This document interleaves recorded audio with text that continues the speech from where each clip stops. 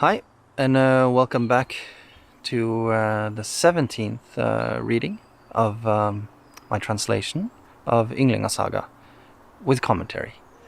And today I'll be reading some more on King Olaf Tree-feller, his son Halfdan White-leg, Halfdan White-leg's brother Ingjald, and yeah, we'll get the complete move now into the Norway and kind of the main theme of Heimskringla itself, which is the saga of the Norwegian kings.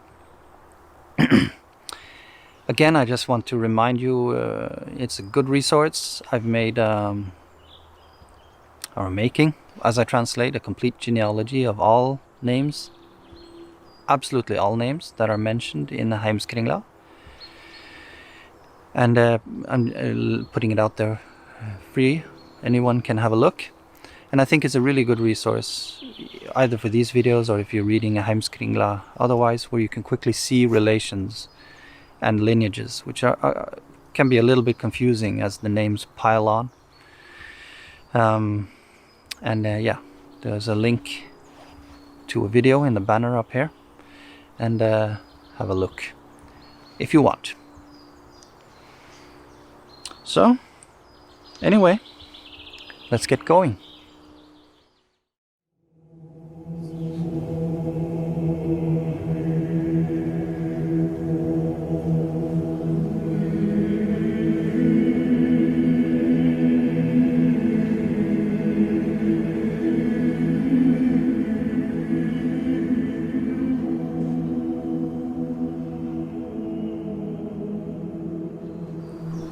So last we heard that Olaf Tree-feller, he established himself in Värmland, in Sweden, West Sweden, after being kicked out of the Sviar areas proper around Uppsala.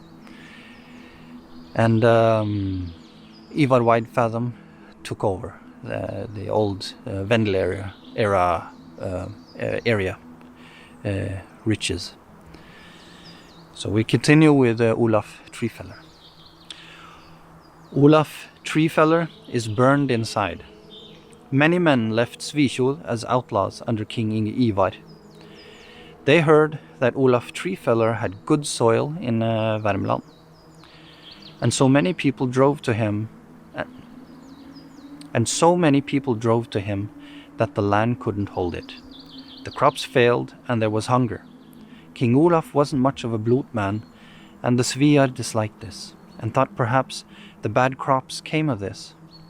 The Sviar then gathered an army, went against King Olaf, took his house and burned him inside, and gave him to Odin as blot for a good year. This happened at Vänern. So says Tjodolf. And by the waves, the one who comes from wood, with Olaf's body, the temple wolf swallowed. And the raging embers loosened his clothes, Fornjot's son, from the Prince of Swedes. And so the Ethlings from Uppsala, king's kindred, disappeared long ago. So there are quite a few special kennings in this poem. There's one kenning which many times they simply don't translate. The one who comes from wood. There's a word there, vidjar, which makes quite a lot of confusion. Means wood. In Norwegian and Swedish, you say ved still. This is firewood, or like the the meat of the tree, like the wood of the tree. I guess wood is the same root. Wood, ved, is ve, same root. But it's written as a verb in the original Norse. So, being the layman that I am, but with a lot of native background, I know also in the if you go up north and in the high mountains, you have something called vidjekjær, we call it. These are really bushes that grow like trees that grow, or bushes that grow in the high mountains or in the north of Norway. And they're called vidjekjær. And it's like, I kind of, when I read vidjar in the Old Norse, it seems like it's, for me anyway, has a similar connotation, because vidjekjær, it's like a twirling, it's wood that twirls, when they let grow wild a lot, they become kind of like bushes. You can walk into them and crawl down and be safe from the rain, for example. Anyway. So I'm making my own little translation there, which I think makes sense in the context, because it says, "And by the waves, the one whom comes from wood," so a house, that's my understanding, "with Olaf's body, the temple wolf swallowed," because the temple wolf is a kenning for fire. So in my head, it's not an unreasonable translation. "And by the waves, the one who comes from wood, with Olaf's body, the temple wolf swallowed. And the raging embers loosened his clothes, Fionjot's son." So the raging embers, Fionjot's son, this is a kenning for fire, and it's loosening his clothes, so it's burning up his clothes. "And the prince of Swedes," is again placing him as Ynglinga kin, the original royal lineage of Sweden. Yeah, and that was that poem. Anyway, next chapter. Halfdan White-leg is taken king. "The wisest among the Sviar then found that concerning the failed crops, the reason was more likely that there were more people in the land than it could carry, and that it was not by fault of the king. They then decided to raise an army and go west over Eidskog, and they reached Solør completely unnoticed. They killed King Sølve and captured Halfdan White-leg. They made him their chieftain and gave him the name of king. He then claimed Solør. After this, he went with his army into Raumarike and raided there and took that shire by force." Raumarike is today's Romerike. It's a region in Norway, north of Oslo. This is a very old region, royal petty kingdom of Norway. It's even mentioned Jordanes' history of the Goths, when he, which is written in the 500s. He mentions Raumarike as one of the kingdoms where the Goths came out of. So in the Goths' own legends, many hundreds, a few hundred years or several hundred years after they originally pulsed out of Scandinavia, they still mention Raumarike as one of the kingdoms that the Goths came from. Yeah, and they took that shire by force. On Halfdan White-leg. Halfdan White-leg was a mighty king. He married Åsa, the daughter of Øystein, hard ruler, king of Uppland, who ruled over Hedmark. Uppland, this is actually the area where I grew up. Uppland, at that time, it covered most of the fylker or shires north of Oslo, going east to Sweden and west to Hallingdal, and west to in the south, and west to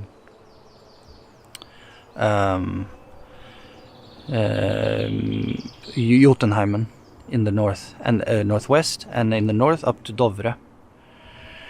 So it's Uppland proper was a big area. Today people usually connect Uppland with the western half of Uppland, while Hedmark which here King Øystein Hard ruled over, was the eastern part of Uppland, and that is Østerdalen, Gudbrandsdalen, well, not Gudbrandsdalen, but Østerdalen, Alvdalen, and the farmlands on the eastern side of Lake Mjøsa, which are now, you have the cities of Brumunddal, Hamar, going down to Kongsvinger.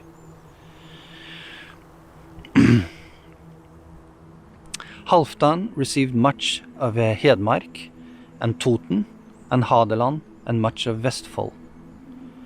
So Halfdan White-leg, he got power over much of Hedmark, which were these areas. Toten, this is on the east side of Lake Mjøsa, south of Gjøvik. It's very, very rich farmlands, and an area, very beautiful area, where there are also a lot of old findings, Viking Age, Bronze Age, going back to the Bronze Age. He also received Hadeland. When you come south of Toten, you come to Hadeland, and Hadeland encompasses all the farmland south of Toten, also going west to the areas around Randsfjorden, and much of Vestfold. And this is the western part of Oslofjord. When you just get south of Oslo, following the coast south to approximately Brevik, or Langesund, around this area. Not as far as Langesund, I would think. Anyway, this is Vestfold. Was Vestfold. So the kingdom Halfdan here is claiming is actually a very vast kingdom within Norway. It's most of eastern Norway, except the Eastfold, which is on the other side of the Oslofjord, going into the Geatish areas, where probably Ivar Widefathom would be holding sway with petty kings. He became an old man and died the illness death at Toten, and was thereafter moved to Vestfold and is mounded at the place called Skjæringeid in Skiringsdal. This is what is today called Kjølling outside Larvik. So says Tjodolf. This everyone has heard, that Halfdan the wise men would miss, and the mischievous Skildnauma the land king of Toten took, and Skjæreid in Skiringsdal over the armored clad's bones mourn. Here is also a kenning that is well, first is the kenning the wise men. The original term is like mediators, people who seek compromise. I've translated as wise men, and many people do. The implication is that if you seek dialogue, you're wise, even among the Vikings. And mischievous is another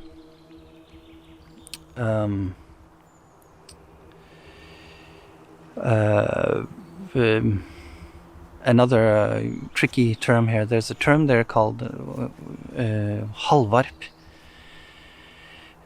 which is the term, if you read, you'll see many different ways to translate this poem, but I think a lot of them are actually from non-Scandinavian translations, where they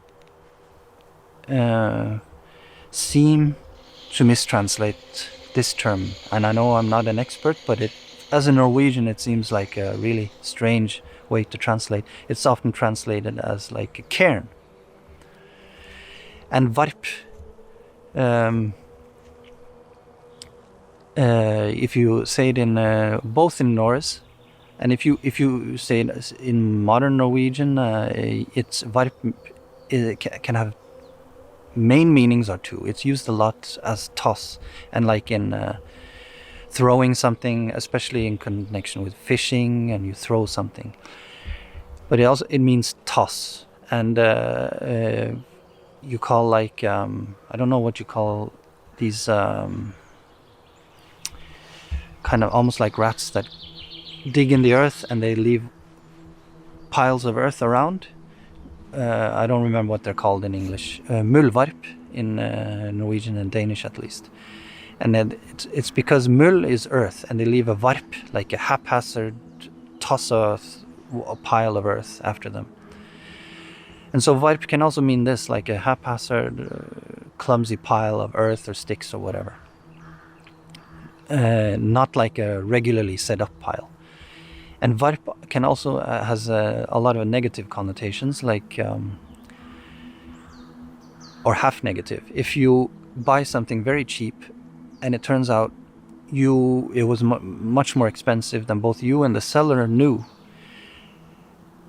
to such a point that if you were a conscientious person, you would go and tell the seller and pay the in-between money, then you've made a varp. And if you betray your conscience, you just keep it, and it's a varp. And if you get really lucky with something that you perhaps didn't deserve, you made a varp.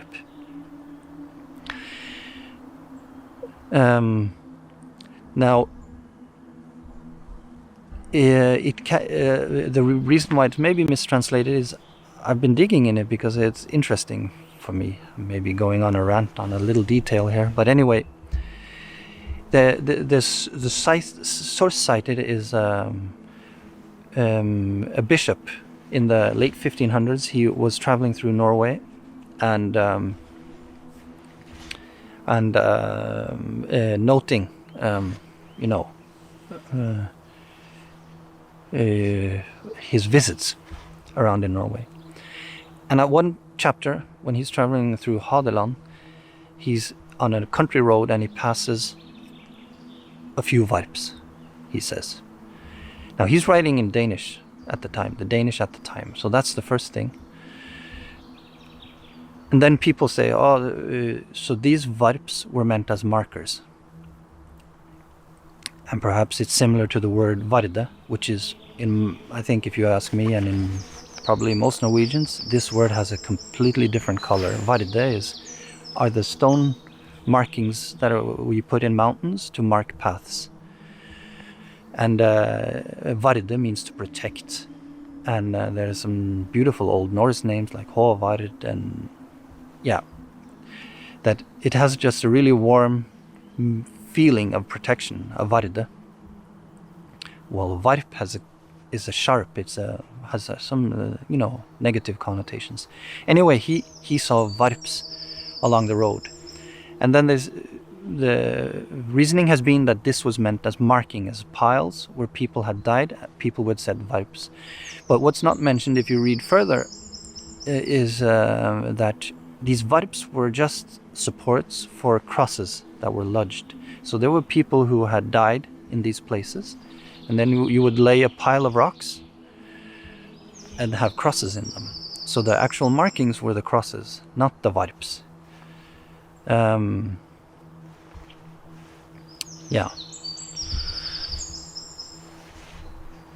So in my opinion, this if one reads this poem translated like that, in my opinion it seems, I know we're far away, but in Scandinavian varp just doesn't have that meaning, and far away in time. And it's connected here with hel, skildnauma, which is a kenning for hel. So I follow one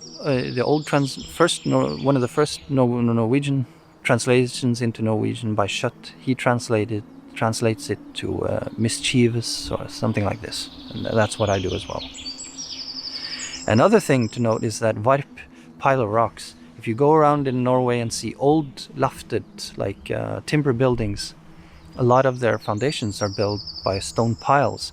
And in the Larvik area where we're talking about now, where he's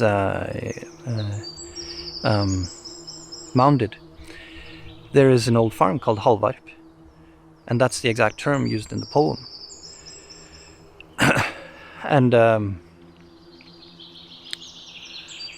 So maybe there's something there which explains the kenning, or maybe not precisely that farm, but when you know that all foundations of old lofted timbered houses were often built up by varp, like piles of, they would pile up a strong foundation with big rocks. So this is also a possibility. Yeah. Anyway, on Ingeld, Halfdan's brother. Ingeld, Halfdan's brother, was king in Värmland. After he died, Halfdan claimed Värmland and raised taxes there and set jarls to rule there while he was alive. Yeah, I think that's that for this time. In the end, Halfdan White-leg is a very powerful king. He's ruling Värmland. So going west from Vänern, not going south from Vänern. That would still be the Geatish and Geatish Danish areas. And then he's ruling all of Uppland and Vestfold. Yeah, Hedmark, Romerike, a lot of big areas. So he's laying the foundation now for his descendants, which include Halfdan the Black and then King Harald Finehair.